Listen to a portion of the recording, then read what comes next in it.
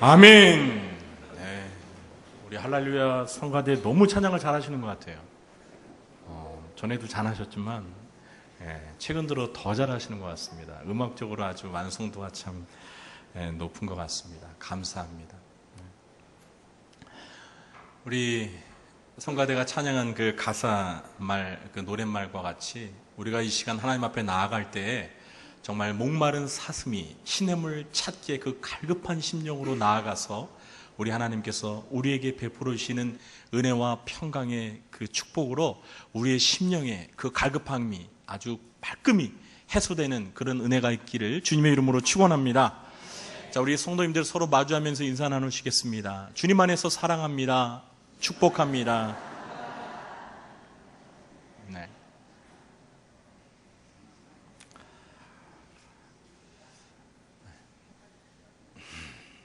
사랑한다는 말 항상 우리 마음을 행복하게 만드는 말이죠.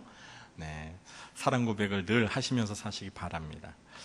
스님과 목사님이 둘이서 내기 바둑을 두었습니다.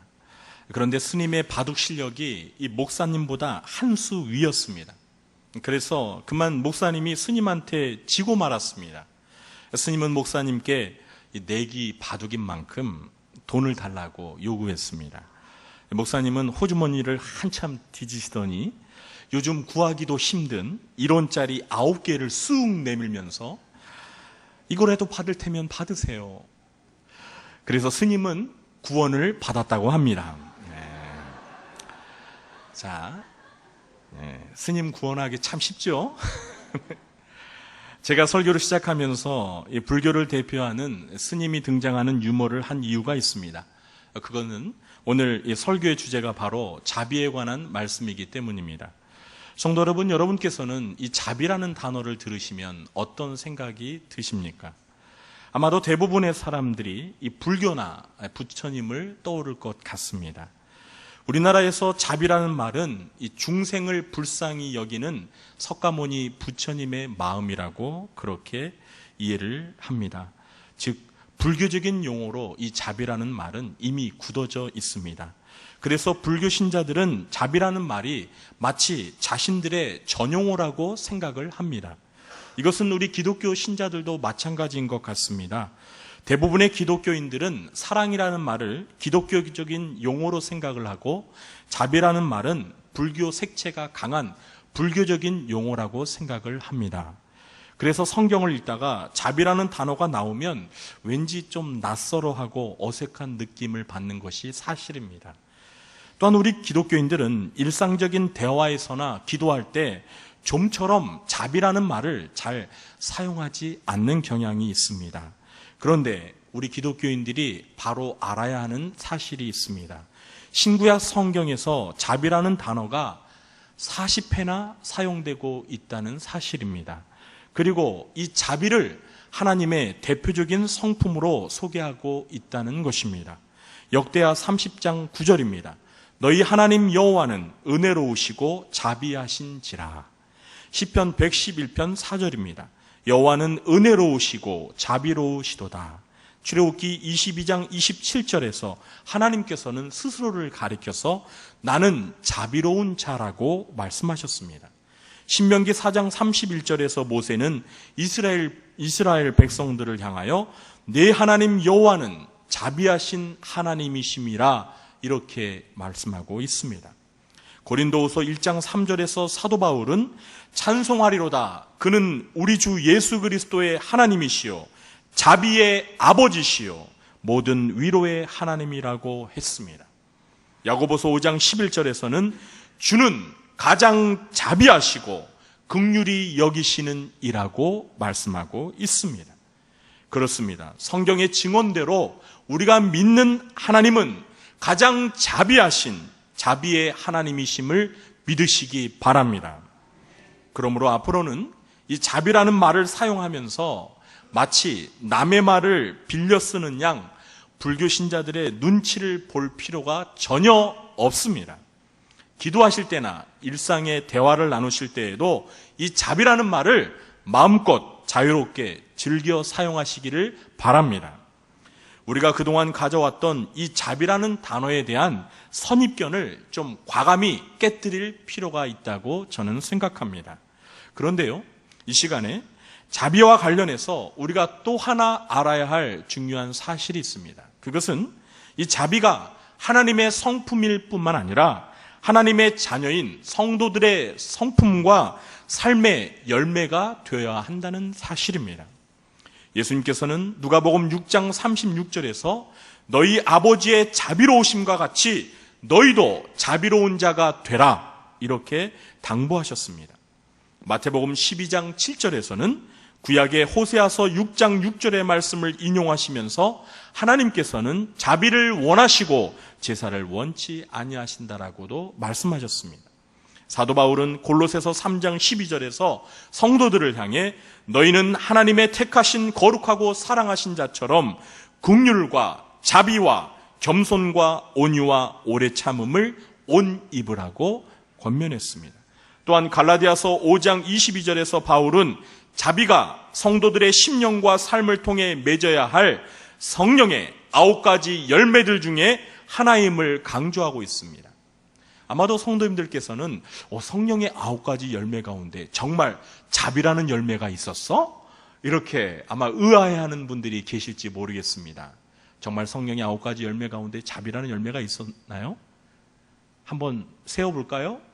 사랑과 희락과 화평과 오래 참음과 그 다음이 뭐예요?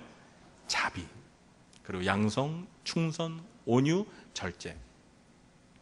바로 이 자비라는 열매는 성령의 9가지 열매 가운데 5번째 열매였습니다. 그러므로 이 시간 저와 여러분은 이 자비의 옷을 입고 자비의 열매를 맺으며 자비하신 하나님 아버지를 닮아서 자비한 자가 되시길 주님의 이름으로 축원합니다. 그러면 자비하신 하나님 아버지께서 우리에게 요구하시는 이 자비란 도대체 무엇일까요? 여러분, 자비가 무엇입니까? 누군가가 여러분에게 자비에 대해서 설명해 달라면 뭐라고 답을 하시겠습니까? 자비요? 그거 절에 가서 스님한테 물어보세요. 이렇게 답하시겠어요? 우리가 믿는 하나님 아버지가 자비하신 하나님이신데 성령의 9가지 열매 가운데 자비의 열매가 있는데 우리 그리스도인들이 자비가 무엇인지 설명하지 못한다면 그것은 창피한 일입니다. 오늘 우리가 읽은 이 누가복음 10장에서 예수님께서는 자비가 무엇이고 자비를 베푸는다는 것이 무엇인지 비유를 통해서 구체적으로 설명해 주고 계십니다. 오늘 말씀은 선한 사마리아인의 비유라는 제목으로 우리에게 널리 잘 알려진 말씀입니다. 어떤 사람이 예루살렘에서 여리고로 여행을 하다가 그만 노상에서 강도를 만났습니다. 강도가 한 명이었으면 어떻게 맞서 싸워볼 수도 있었을 텐데 오늘 30절 말씀을 보니까 강도들이라고 복수로 되어 있습니다. 그러니까 최소한 강도가 2명 이상 되었던 것입니다. 그러니까 이 사람은 저항 한번 제대로 하지 못하고 벌거벗긴 채로 강도들한테 집단 구타를 당하고 나서 길거리에 버려졌던 것입니다. 그리고 온몸에 피투성이가 된 채로 혼수 상태에서 사경을 헤매고 있었습니다. 신속한 응급처치와 구조의 손길이 필요했던 상황이었죠. 그런데 때마침 그 현장에 누가 지나갔죠? 한 명의 제사장이 지나가게 되었습니다. 그러나 그 제사장은 강도 만난 사람을 뻔히 보고는 어떻게 했습니까? 매정하게도 그냥 피하여 지나쳐 버렸습니다. 그런데 다행히 2번째 그 사건 현장을 지나가는 사람이 또 등장합니다. 그가 누구입니까? 이번에는 레위인입니다.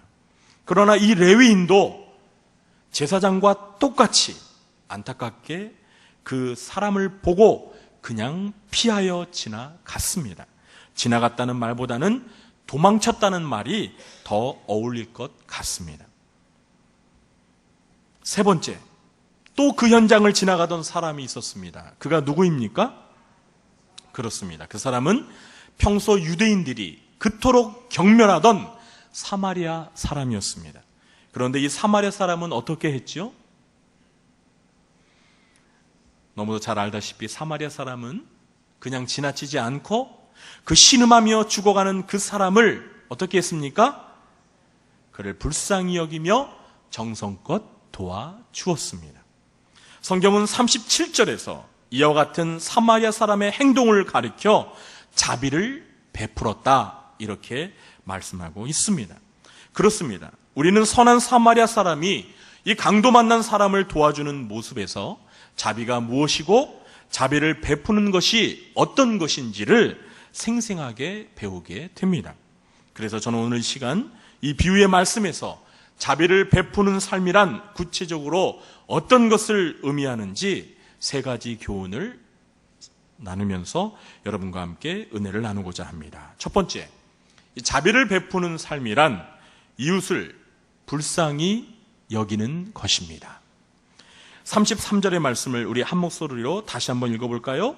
어떤 사마리아 사람은 여행하는 중 거기 이르러 그를 보고 불쌍히 여겨. 그렇습니다.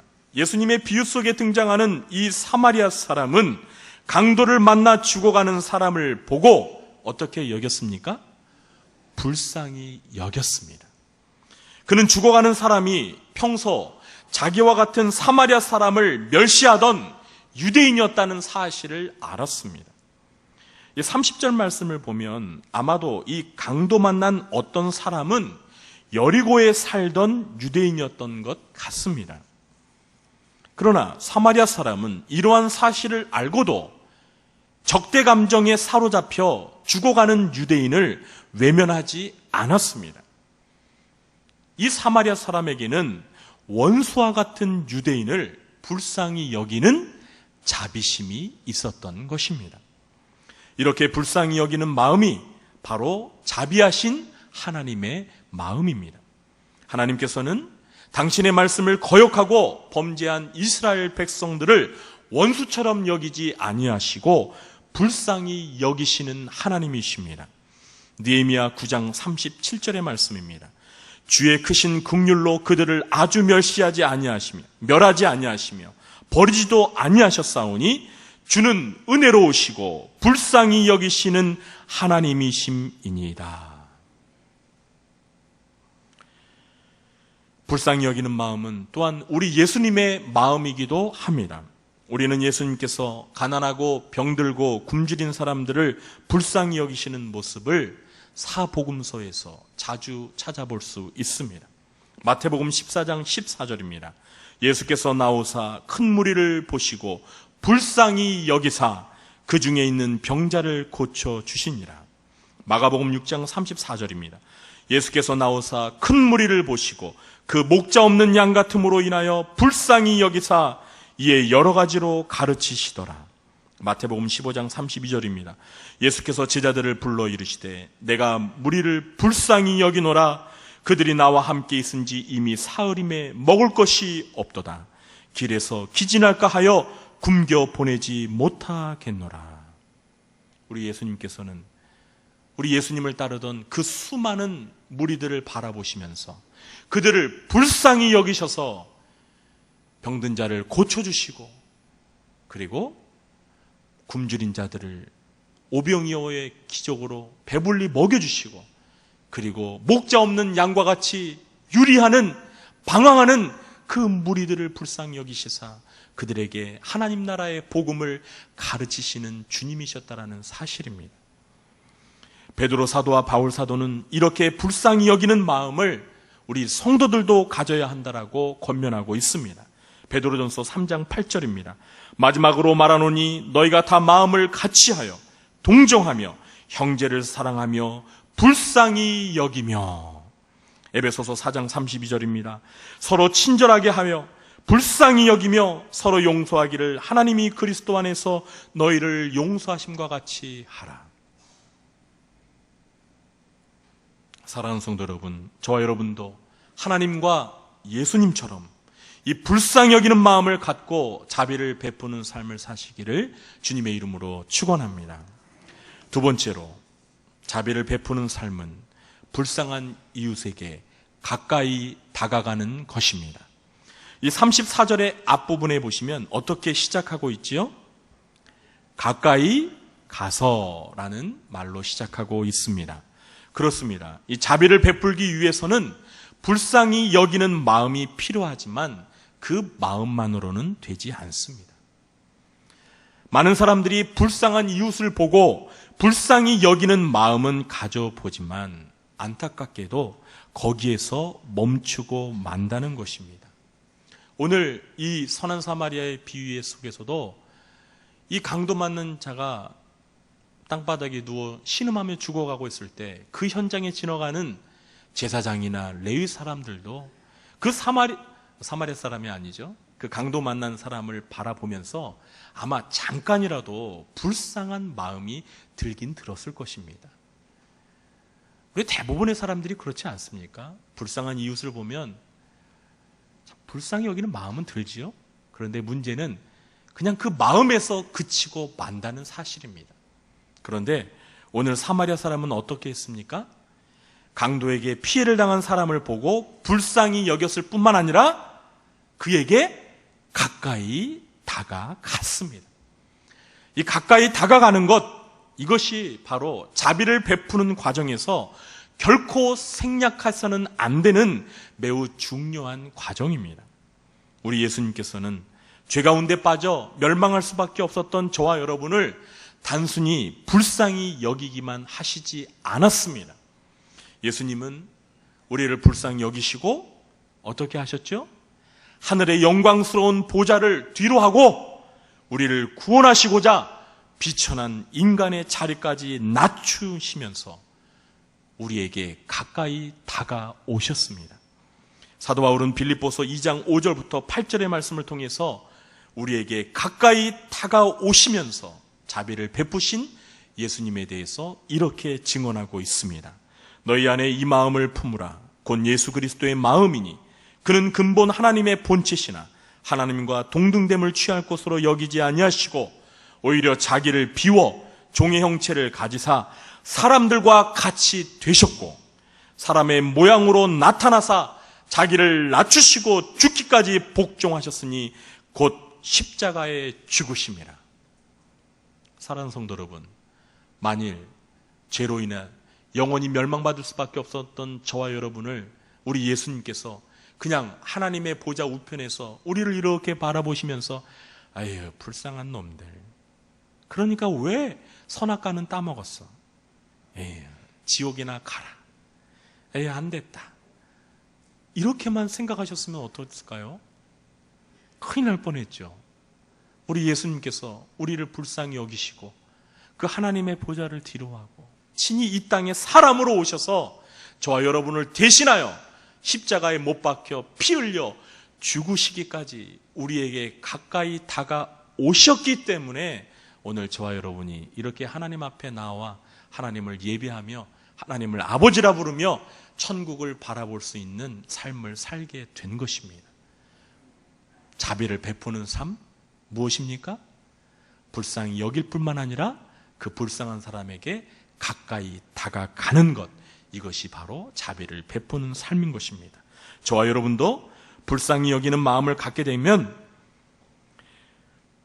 제사장이나 레위인처럼 그냥 모르는 척 지나가지 아니하고 선한 사마리아 사람처럼 불쌍한 이웃에게 가까이 다가가서 자비를 베푸는 삶을 살게 될 것입니다. 그와 같은 삶을 살게 되시 주님의 이름으로 축원합니다. 세 번째로, 자비를 베푸는 삶은 불쌍한 이웃을 돌보아 주는 것입니다. 34절과 35절을 우리 한 목소리로 합독하도록 하겠습니다. 가까이 가서 기름과 포도주를 그 상처에 붓고 싸매고 자기 짐승에 태워 주막으로 데리고 가서 돌보아 주니라. 그 이튿날 그가 주막 주인에게 데나리온 2를 내어주며 이르되 이 사람을 돌보아 주라. 비용이 더 들면 내가 돌아올 때 갚으리라 하였으니. 아멘. 우리가 여기에서 주목해야 할 단어는 2번이나 사용된 돌보아 주다입니다. 그렇습니다. 사마리아 사람은 죽어가는 사람을 불쌍히 여겨 그에게 가까이 다가갔습니다. 그리고 그를 돌보아 주었습니다. 여기에서 돌보아 준다는 것은 그 불쌍한 이웃의 필요를 채워주며 도와준다는 것을 의미합니다. 사마리아 사람은 강도에게 맞아 거의 죽어가던 사람의 상처를 싸매주고 자기 짐승에 태워 주막으로 데려가서 헌신적으로 그를 돌보아 주었습니다. 그리고 필요한 경비까지 지불했습니다. 저는 이 34절과 35절, 이 짧은 2 구절에서 오늘날 교회가 선교적인 차원에서 자비를 실천하기 위해 활용할 수 있는 다양한 사역의 아이디어를 발견할 수 있다고 생각합니다. 첫째, 아픈 상처를 치료해 주었다는 것은 의료선교라고 할 수 있겠죠? 또 자기 짐승에 태워주었다는 것은 이웃의 손과 발이 되어주는 장애인 선교라고 할 수 있겠습니다. 또 세 번째로 주막으로 데리고 가서 편히 쉬게 해주었다는 것은 집이 없는 사람들에게 집을 지어주는 헤비타트와 같은 사역을 말할 수 있겠고요. 또 말기 암 환자를 이렇게 좋은 시설에서 돌보아주면서 마지막 임종을 편안하게 거둘 수 있도록 도와주는 호스피스 선교라고도 할 수 있겠습니다. 그리고 마지막 네 번째로 데나리온 돈을 필요한 경비로 제공해 준 것은 오늘날 교회가 물질적인 구제도 해야 한다라는 것을 우리에게 가르쳐 준다고 할 수 있습니다. 그렇습니다. 이 자비를 베푸는 삶은 단지 입술의 구호만으로는 이루어질 수가 없습니다. 반드시 불쌍히 여기는 그 이웃의 필요가 무엇인지를 알고 도와주는 희생적인 행동이 수반되어야 하는 것입니다. 그래서 야고보서 2장 15절과 16절에서는 이렇게 말합니다. 만일 형제나 자매가 헐벗고 일용할 양식이 없는데 너희 중에 누구든지 그에게 이르되 평안히 가라, 덥게 하라, 배부르게 하라 하며 그 몸에 쓸 것을 주지 아니하면 무슨 유익이 있으리요? 말로만 해서는 안 된다는 것입니다. 불쌍한 사람을, 그 필요를 구체적으로 도와주는 도움이 필요하다는 사실입니다. 기독교 연예인 부부 중에 가수 션과 탤런트 정혜영 씨 부부가 있습니다. 여러분 아시죠? 모르시나요? 이렇게 유명한 분을 모르세요? 이 부부의 간증을 직접 들어볼 기회가 있었습니다. 이 션과 정혜영 씨는요, 부부가 된 날부터, 그러니까 결혼한 날부터 시작해서 오늘 이 순간에 이르기까지 전 세계에 800여 명의 불쌍한 어린이들의 부모가 되어서 물질적으로 그들을 후원해주고 있다라고 그렇게 간증하는 것을 들었습니다. 참 대단하지 않습니까? 물론 이 부부에게는요 4명의 친자녀들이 있어요. 그런데도 이 부부는 자기들의 자녀들이 4명이 아니래요. 지구상에 800명의 아들, 딸들이 있다라고 하면서 그들에게 번 돈을 가지고 그들을 위해 후원하고 그리고 수많은 불쌍한 사람들을 기부하는 그러한 삶을 살고 있었습니다. 다시 말해서 불쌍한 사람들을 불쌍히 여기고 그들에게 가까이 다가가서 그들의 필요를 구체적으로 알고 그들을 돌보아주는 자비의 삶을 실천하며 살고 있었던 것입니다. 정말 기부천사라는 명예로운 호칭을 들으면서 그들은 오늘날 신자와 불신자 모두에게 존경과 사랑을 듬뿍 받으면서 하나님의 사랑을 구체적으로 실천하며 살고 있는 것입니다. 저와 여러분도 이렇게 구체적으로 자비를 베푸는 삶을 살게 되시기를 주님의 이름으로 축원합니다. 우리는 오늘 말씀에서 자비를 베푸는 삶이 어떤 것인지에 대해서 간략하게나마 이해해보는 시간을 가졌습니다. 이제 자비를 베푸는 삶이 어떤 것인지 머릿속에 그림이 그려지십니까? 자, 그럼 이제 결론적으로 우리 모두는 36절과 37절에서 예수님의 이 말씀에 귀를 기울여야 합니다. 우리 36절, 37절 말씀을 읽어보겠습니다. 내 생각에는 이 세 사람 중에 누가 강도 만난 자의 이웃이 되겠느냐? 이르되 자비를 베푼 자니이다. 예수께서 이르시되 가서 너도 이와 같이 하라 하시니라. 아멘. 예수님이 결론적으로 하신 말씀 무엇입니까? 가서 너도 이와 같이 하라. 그렇습니다. 오늘 비유의 말씀에서 우리는 선한 사마리아인을 통해 자비를 베푸는 삶이 어떤 것인지에 대해서 알게 되었습니다. 그런데 자비를 베푸는 삶이 무엇인지를 아는 것보다 더 중요한 것은 37절에서 예수님께서 하신 말씀대로 우리 모두가 가서 선한 사마리아 사람처럼 자비를 베풀며 사는 것입니다. 오늘날 현대인들의 마음에서 점차 찾아보기 힘든 성품이 있다면 그것은 바로 남을 불쌍히 여기며 도와주는 자비의 마음이 아닌가 생각합니다. 자비야말로 점점 무정해지고 무자비해지며 강팍해지는 우리 현대인들의 마음을 치유할 수 있는 하나님의 성품이자 성령의 열매이며 성도들의 삶의 특징이 되어야 합니다. 저와 여러분 모두가 강도 만난 자와 같이 불쌍한 처지에 있는 사람들의 이웃이 되어주고 그들에게 가까이 다가가 그들을 도와주며 자비를 베푸는 삶을 사시는 선한 사마리아 사람, 선한 구리중앙교회 가족들이 되시기를 주님의 이름으로 간절히 축원합니다. 기도하겠습니다. 자비하신 하나님 아버지, 저희들도 하나님 아버지처럼 우리 예수님처럼 자비한 마음을 가지고 살기를 원합니다. 우리 주변에 있는 많은 불쌍한 사람들을 불쌍히 여기고 그들에게 가까이 다가가서 그들의 필요를 구체적으로 채워주는 자비한 삶을 살 수 있도록, 자비를 베푸는 삶을 살 수 있도록 주님 도와주옵소서. 예수님의 이름으로 기도하옵나이다. 아멘.